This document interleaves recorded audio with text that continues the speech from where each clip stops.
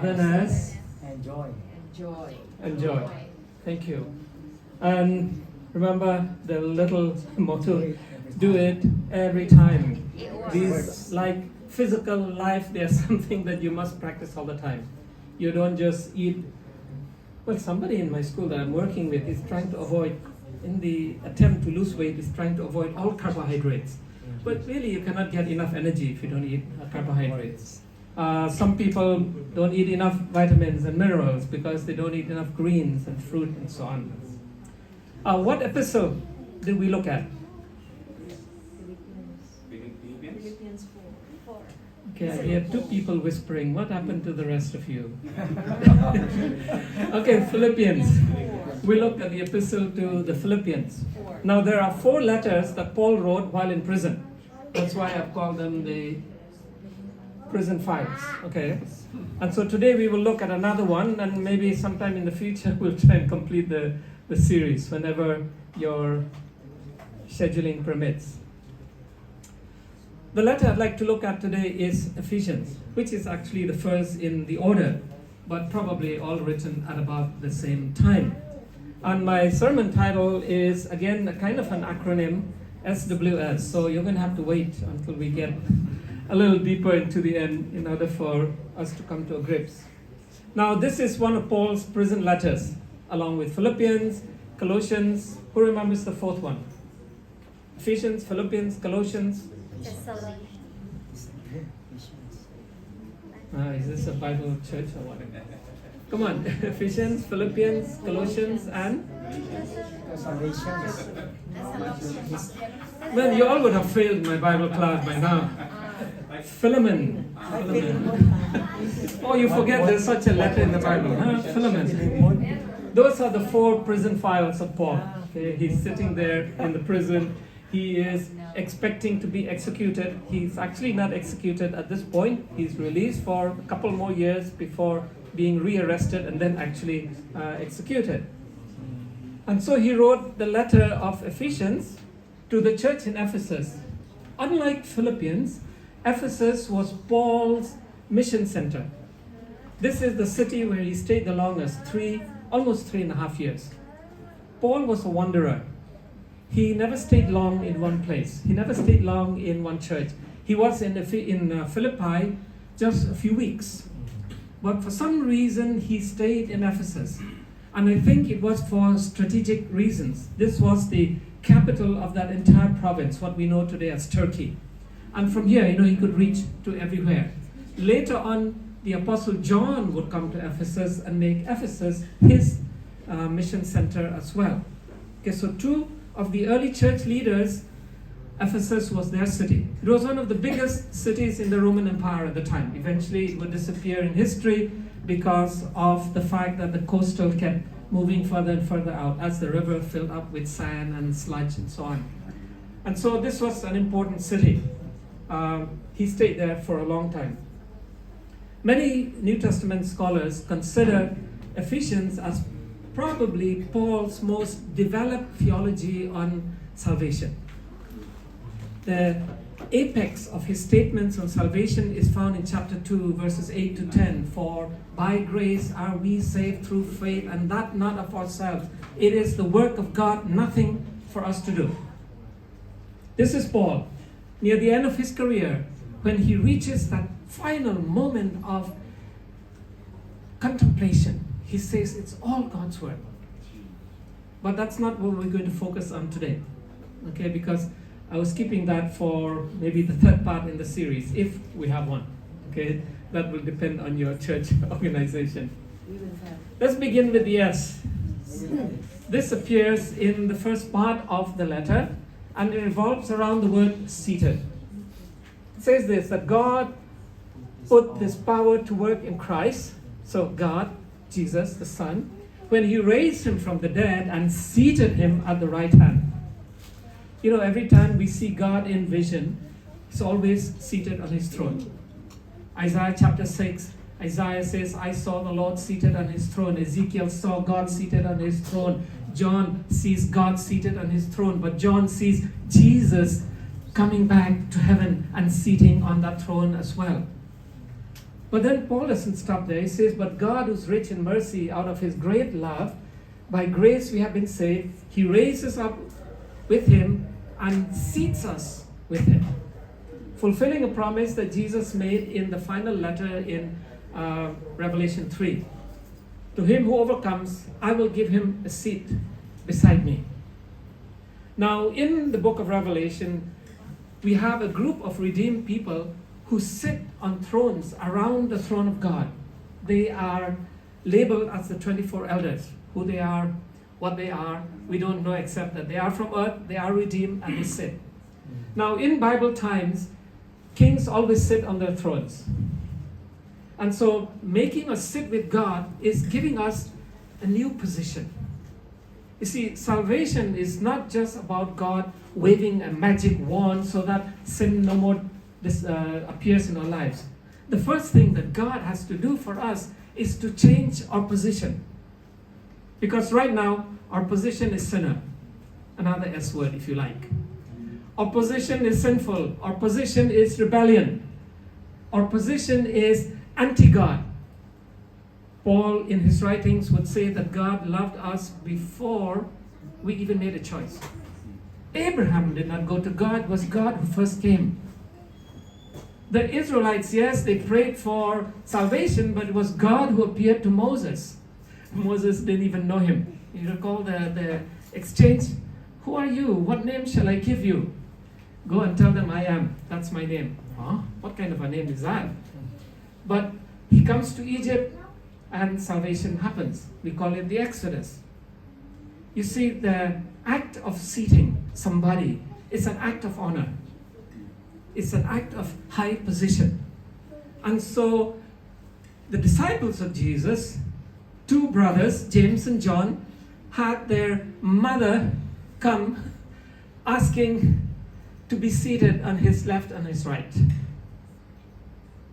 It was considered an honor to be able to sit right next to the guest of honor at a meal, at a party, not at a potluck. Potluck we sit anywhere and everywhere. So the whole idea of potluck doesn't work. But if you are at a banquet, if you've gone to any wedding or whatever, who sits next to where the bride and groom are sitting? Come on, you've all been to weddings, right? The parents, the sponsors. By the way, only Philippine weddings have sponsors. Everywhere else I've been, there's no such thing as sponsor. The first Filipino wedding that I was involved with here in Bangkok, I'm like, what in the world is sponsor? You know, for Indian sponsors, always the parents. You pay everything. Nobody else pays anything. Okay? So, sponsors, if you like. I attend a lot of school banquets. You know, the graduates, the admin sit next to, and then the teachers a little further back, and the other students a little further back. Where you sit tells you who you are. So the farther up the table you sit, the more honored you are. Jesus has some interesting advice about this. He says, when you go to a banquet, don't go and occupy the most important seats. There may be somebody more important than you. And then you'll be embarrassed when they say, can you please get up, so needs to take the seat. Sit somewhere, and if they think you're honorable enough, then they'll invite you and bring you to the front, and you feel good about it. I attended Sabah Mission Centennial several years ago. I was there to teach extension school, and they had this huge, gigantic concert in their newly built, open-air auditorium with all the choirs from all the different churches. The Sabahan churches sing just like your churches. Every church had a choir. It was a choir fest, but actually it was more like a choir competition. Who had the best dresses, who had the best song, and it was crazy. And I prefer to sit way up there, because from there I can see everybody, I can hear a better sound. But I happen to be the only one from my organization present there. And so the organizers, there were some empty seats assigned to my organization, which was AIU at the time. And so they, hey, wait a minute, Dr. Fannwar is here. So they came up and said, can you please come and sit there? I said, why? I'm not representing AIU here, I'm just teaching a class. No, you need the seat. I've discovered something about seats of honor. For the next almost 4 hours of concert, couldn't get a bathroom break sitting there in those fancy seats. One of the reasons I had chosen to sit up there is if I needed a bathroom break, I can just walk out and nobody would notice. How do you get out from those seats? But you see, what honor can we ask than to be seated next to the King? What honor can we wish for than to be seated next to the Most High? So this position is a change of who we are. Seated here describes the new position that is brought about as a consequence of salvation or redemption. We sit with Christ. See, that is our starting point of relationship. Sitting with Him. Because the first thing God will say to us is, come on, have a seat. You see, when God saves us, He saves us with the intention of honoring us.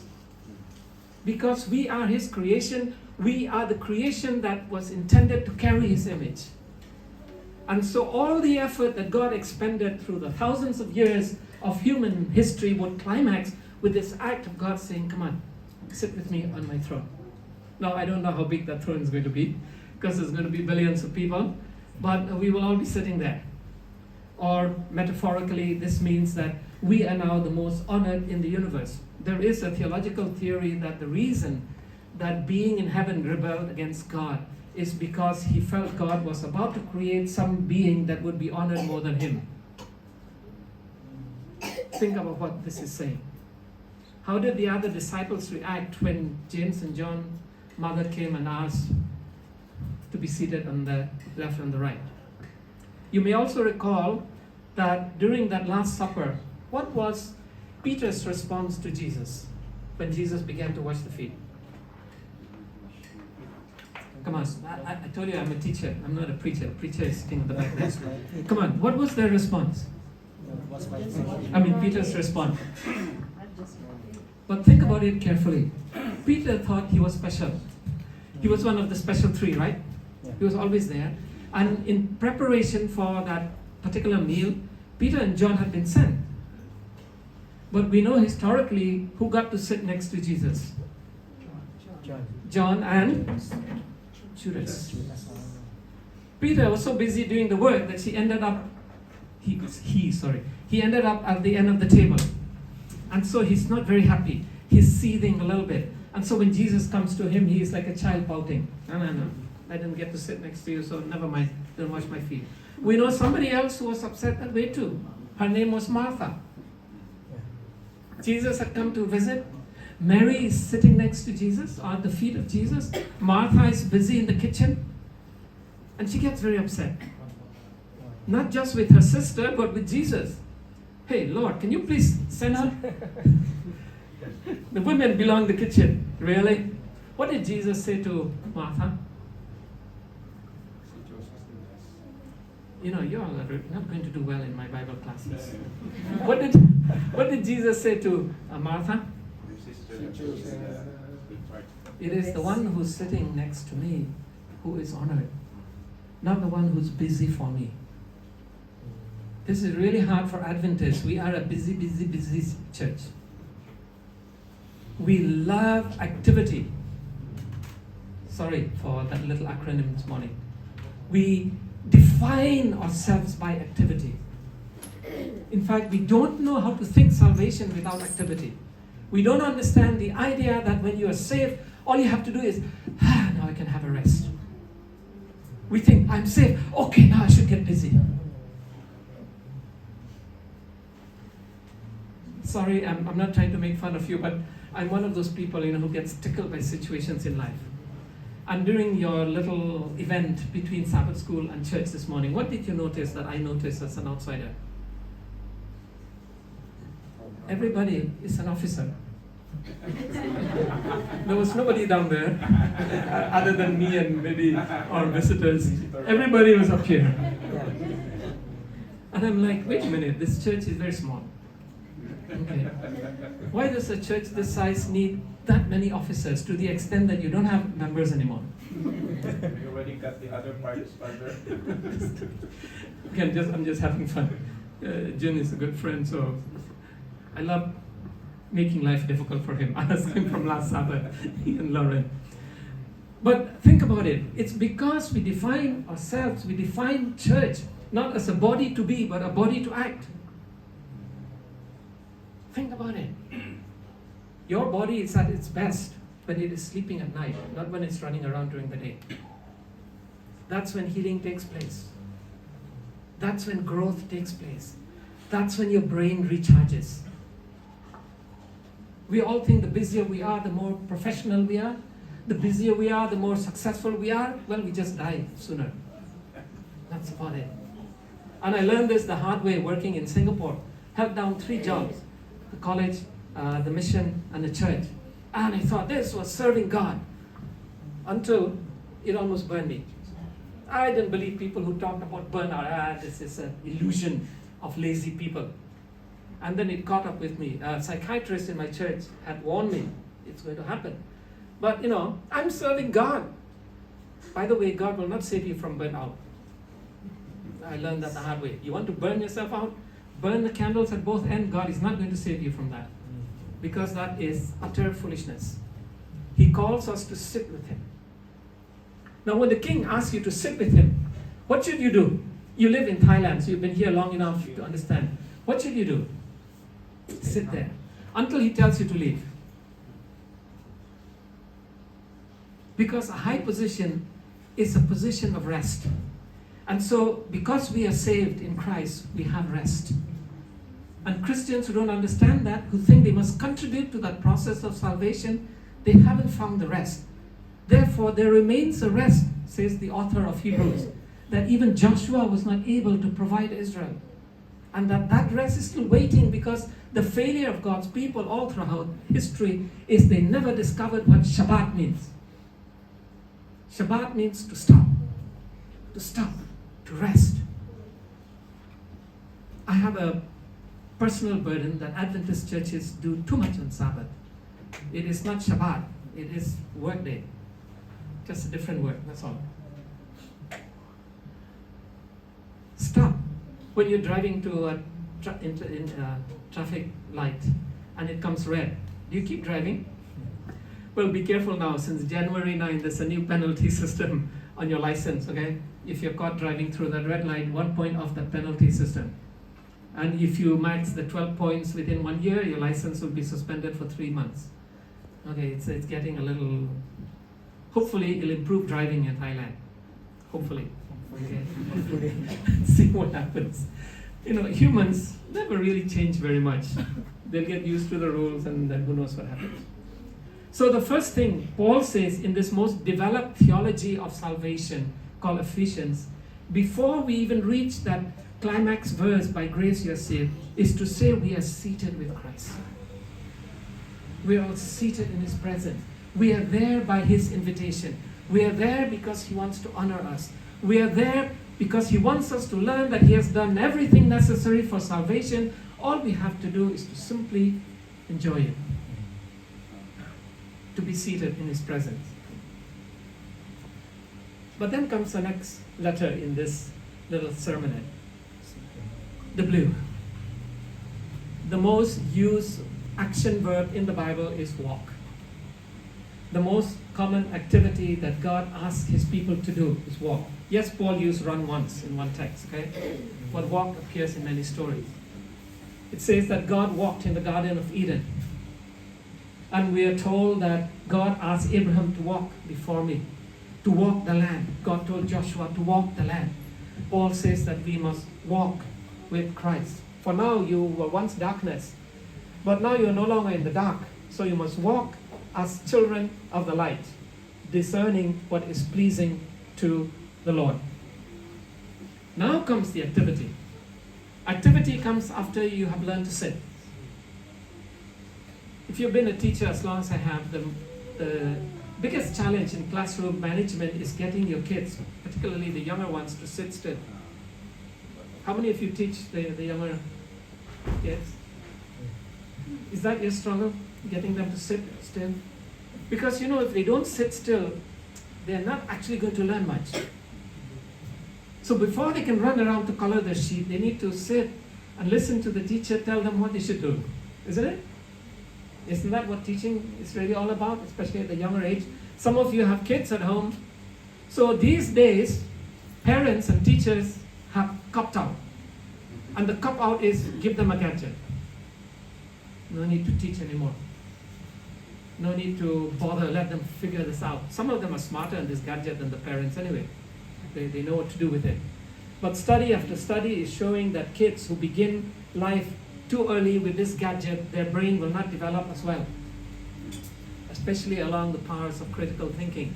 And then we wonder when they get to higher classes in high school and in university, why these kids seem unable to think for themselves. Well, because you gave them a gadget. And I love that expression this morning about the glasses. In my homeroom, about 2/3 of my students wear glasses. They have an eye problem.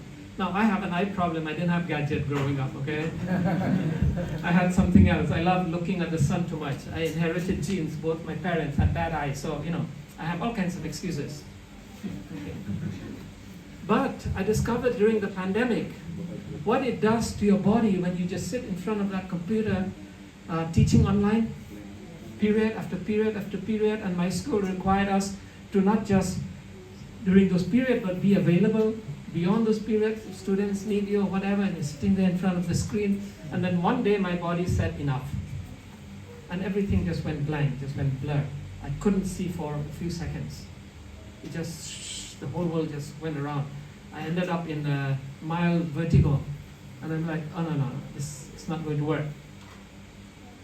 So I had to figure out, okay, online means I can actually make the periods shorter. Who's going to know? You can just keep the computer on. That's what the students do. They're not actually there. They are sleeping. They turn the computer on and answer their name when you do attendance check, and after that, who knows where they are. Present in computer, absent the rest of it. Okay. And so, why can't the teacher do that too? Because so instead of teaching a whole 45 minutes, teach maybe 30 or 40 minutes, so you can get more eye rest before the next period, for the next class. You see, those moments of quiet, that's what seating represents, prepare us for the moment of walk. When we realize that we have sat next to the King, we are empowered to walk like Him. And therefore we find verses where God says, be holy as I am holy, be perfect as your Father in heaven is perfect. Be like me. But to be like Him, we have to first learn to sit next to Him, so that that energy literally fills our lives. So we have to walk. Walking describes the experience of redemption. Walking with Christ. Because here's the thing about walking. You always need synchronicity to walk with someone. Every one of us has different steps, different gaits, longer, shorter. And for you to understand this, take your young child to the park and walk with them. What do you find yourself doing immediately? Adjusting your gait so that they can keep up with you, right? If you as a parent keep walking at your speed, and your 2-year-old is like, wait for me, Daddy, I cannot keep up, I'm tired. So who's the one who adjusts to our walking? Parents. God. God is the one who adjusts. He's not asking us to walk the same oversized steps that He can do. He says, walk, so I'm going to walk with you. My favorite poem, one of my favorite poems in life is Footprints. Anybody knows that poem here? Okay. The man walking on the beach, and sometimes, like a father, God is carrying him and he gets the wrong idea. When he sees only one set of footprints, he thought God has left him. No, child, I was carrying you. Those of you who have been through this aspect of life we call parenting, you know that if you take your child for a walk and they're very young, sooner or later you're going to have to carry them. Isn't it? Unless your child was born to walk. Now, Paul talks about running, and that verse is difficult for me because I don't run. I don't like to run, never did as a child. Almost failed my PE course in college because there was a running test. But then I discovered in the same PE course that I can really walk. So I joined a cross-country hiking club, 30 kilometers, 50 kilometers was no big deal. Okay. And even science tells us that this is the most appropriate human exercise. If we were created to run, we'd have 4 legs. If we were created to fly, we'd have 2 wings or 6 or whatever, depending on what kind of angel you think you are. But we were definitely created to walk. Even evolutionary science will tell us what makes modern human different from Homo sapiens or primates. The fact that we can walk upright. It's the most human thing to do. It's the most godlike thing to do. So, something else about walking. Can you walk in one place? You can march in one place. You can run stationary, but can you walk in one place? Walking implies progress. The moment you walk, your feet are moved. It doesn't matter. 1 step, 2 steps, 100 steps, you will make progress. So this is not just activity, it's about progressive activity. If our service to God is the same as it was in 2022, then we haven't gone anywhere. Now, I know some of you like the same task every year, but Paul's whole concept of spiritual gifts is that they must grow. Right? If they don't grow, if they don't multiply, means we are not really walking. Now, some people like being elders because that's the least work in the church. Lots of honor, lots of respect, but least work. A lot of people don't like treasury or deaconage because too much work, too many numbers, too much labor, physical labor or whatever. Okay. But Paul would talk about the church as a body. And he would say that every part of the body, every organ in the body is customized. It's designed for a specific task. It's designed for the good of the whole body. I will be traveling at the end of this month, so I decided it's time to get a booster. It's been over a year since I got a booster. So on Thursday, I found a hospital about 30 kilometers from where I live that was offering free boosters. It's actually my 4th shot, but I don't want to take a risk with all these sudden changed rules with the China problem. Okay, so I went. Now I didn't get sick because of that booster. At least no fever, no runny nose, nothing. But every muscle in my body became sore. Yesterday was one of the worst days I have had. I had to go to work. I had to drive. Luckily, they had this basketball tournament with a few schools joined together, international schools, so we didn't really have to teach. Okay, it was miserable. The night before, I couldn't sleep because every time I turned, something was hurting somewhere. I didn't even know muscles that existed. Everything from muscles up here, all the way down to my feet. It was a very unique reaction. Now I'm quite okay today. A few muscles are still paining, but most of them I can now ignore. And so last night I decided I had to get more rest than usual. So for the first time in many years, I don't sleep more than 6 hours, I'll wake up. But last night, for the first time in many years, I slept over 8 hours. And when I woke up this morning, I was like, that feels good. That feels normal. What happened to that pain? It's gone. Or whatever. The body had a chance to build itself. If Sabbath was yesterday, this sermon would be really bad. I'm not sure I could even have made it here. Okay. So we sit so that we can walk. We walk so that we can progress in our relationship with God. The father of faith was the first person that God literally asked to walk. Twice. Walk before me and walk the land. God says, all of this is yours, but you have to walk it. And you only get as far as you walk. It's amazing. The father of faith did not walk very much. He stopped after a while. So the land became much smaller than what God intended. All right, the last S here is stand. Stand. When do we stand?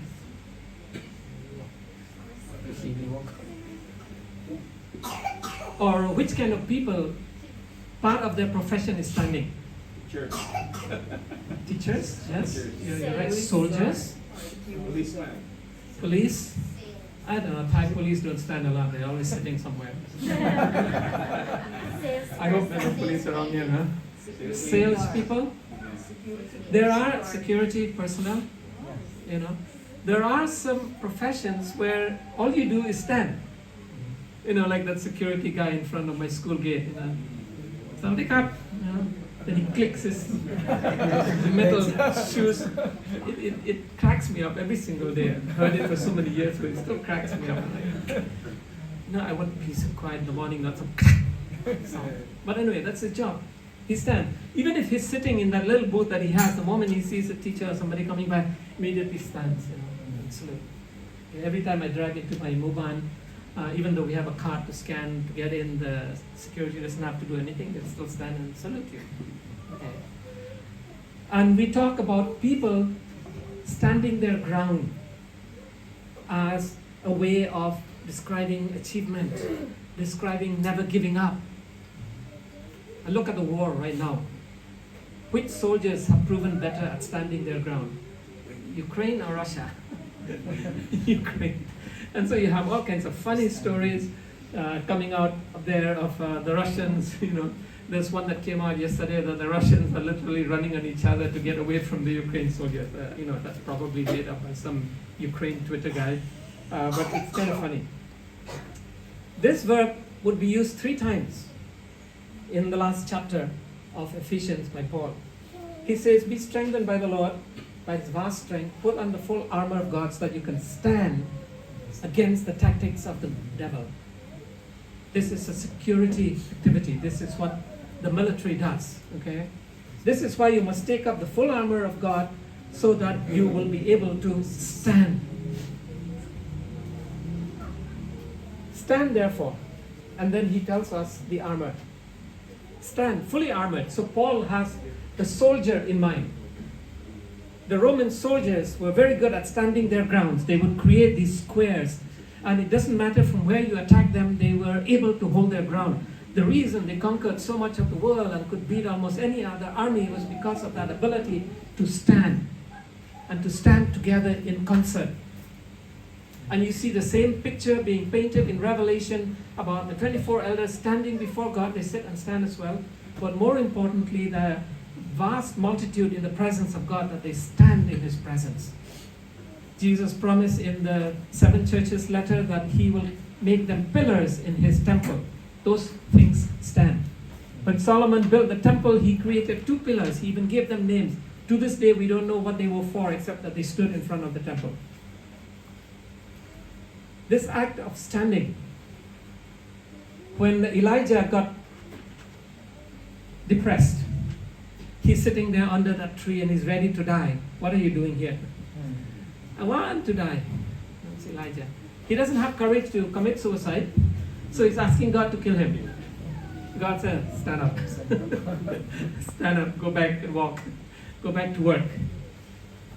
Standing up is a sign of strength. What happens to people as they get older and older and older? What is one of the things that they begin to lose as they get older? The ability to stand properly. And eventually they will lose it altogether. Now, being on that bracket of life, you know, I think about it a little bit more than I did 10, 20 years ago. Okay. This week, one of my classes, sir, will you be with us next year? I'm like, I don't know. I need to retire. How old are you, sir? I said, I'm going to be 65 in... When? This year? I said, yes, this year. Oh, so you're going to retire. That means you're old. I'm old. And I'm happy being old. And I'm still walking. I walk a lot every day. My Muban is quite long, so I don't have to go to a gym. I can just walk up and down all the time. And I still stand a lot. I cannot teach sitting down. Any of you teach sitting down? No.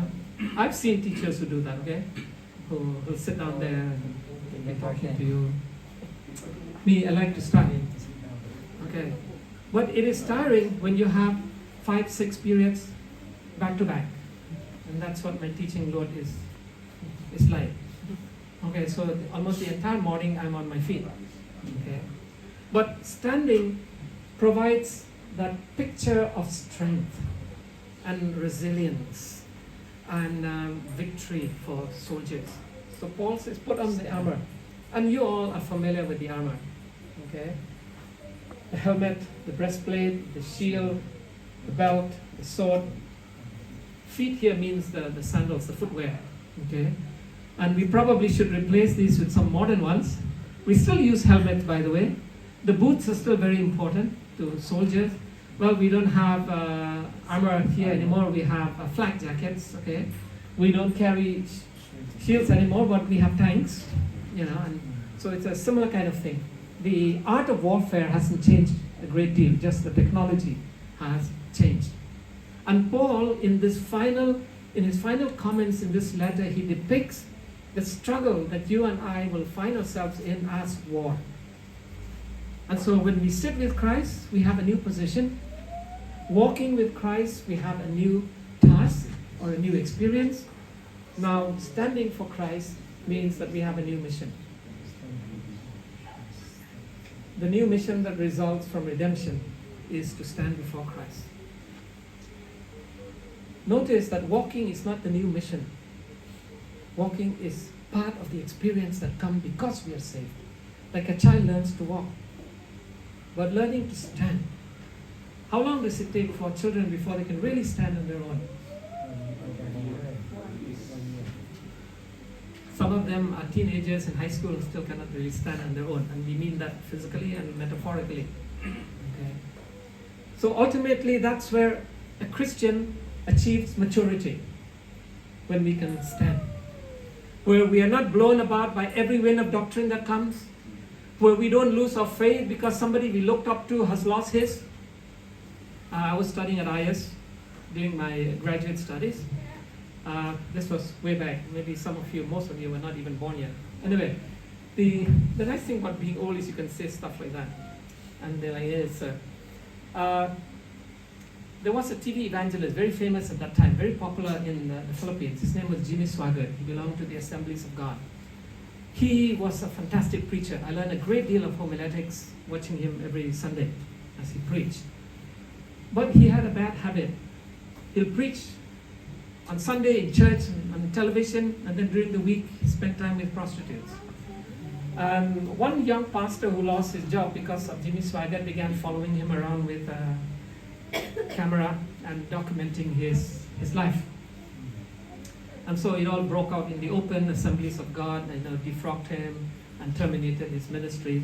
But there was a lady, a minister's wife, Adventist. Her husband was a union departmental director when he came to IS. She loved Jimmy Swaggart. She thought he was God's answer to her faith. And I can still remember the Sunday when the news came out of what happened to Jimmy Swaggart. She came running to my house and said, "Oh, I've lost my faith, I've lost my faith, I've lost my faith." Sometimes it's hard not to be mean, And so I looked at her and said, "What happened to you? How you lost my faith?" "Oh, Jimmy Swaggart, I lost my faith." I actually burst out laughing. I was much younger and less wiser in those days.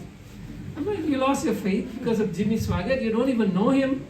You just see a face on television, I lost my faith. And you're an Adventist." I watched Jimmy Swaggart to learn some tricks of preaching. For her, it was a matter of faith. Now, we may laugh at her, and I still do when I think about her experience. But how many of us, we don't stand on our own. We need someone else for our faith to be real. And the moment that crutch is gone, we fall down.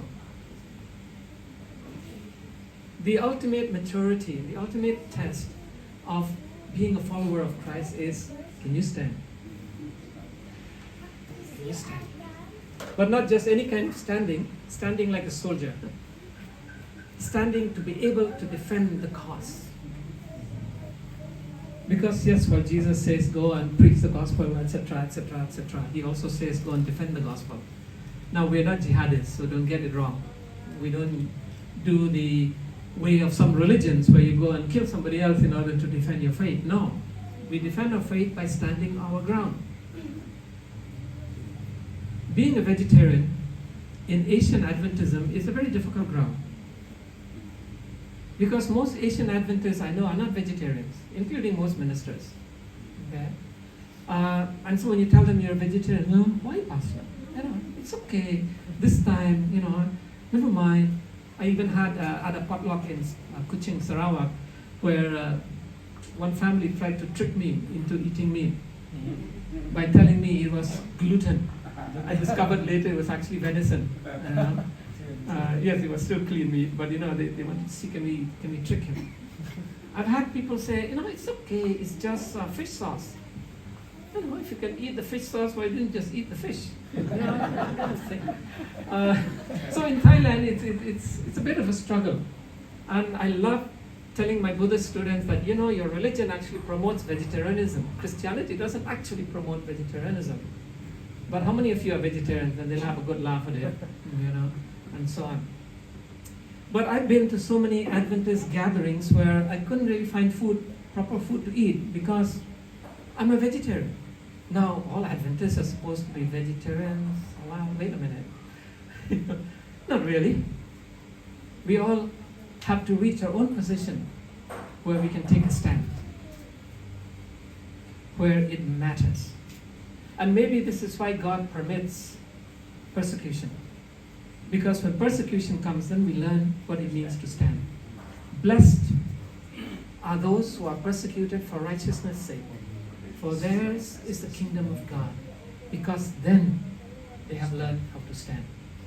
The big question is, and this was supposed to be the next part of the series, which we may do sometime in the future, and I hope you remember when I come by then, I will give you a quiz as usual, is who is this Jesus that we must walk with, that we can sit with, that we should stand for?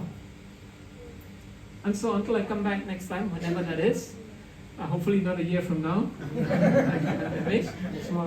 this is the question. No, next week you'll be in Trinity, and the following week I'll be in India, so it's not yet approved. Let me know, okay, in advance. The sermon is ready, so no problem. Who is this Jesus? Why is it that sitting with him honors us? Why is it that walking with him strengthens us? Why is it that standing for him defends his kingdom? God bless. Happy Sabbath.